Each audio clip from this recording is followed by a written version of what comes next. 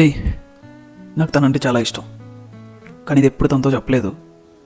పోనీ మీతో అయినా చెప్పనా? వింటారా? ఇదేదో 8 సంవత్సరాల జీవితమో 10 సంవత్సరాల ప్రేమో 3 గంటల సినిమానో కాదులే. 2 నిమిషాలు రీల్లో చెప్తా, వినొచ్చు కదా. తన గురించి చెప్పాలనుకున్నప్పుడు కొన్ని హండ్రెడ్స్ ఆఫ్ వర్డ్స్ హార్ట్లో స్టార్ట్ అవుతాయి. తన పేరు అనుకోగానే లోపల ఉన్న అక్షరాలు కలబడుతూ ఉంటాయి. నేను వెళ్తానని. ఏం చేయను?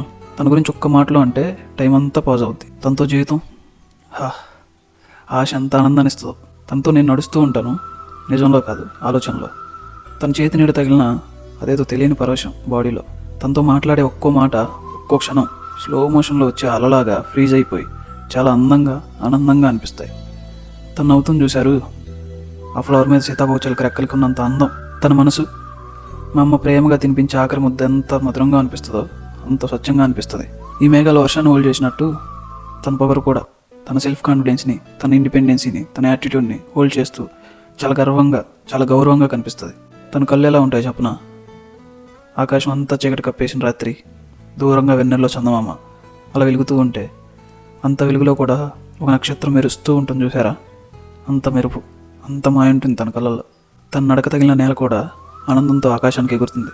ప్రతి అడుగు ప్రమాదమే.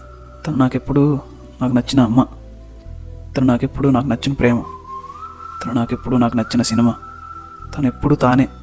అందుకే ఇంకా ఇష్టం. ఓయ్, తనంటే నువ్వే. నీకోసమే రాశాను.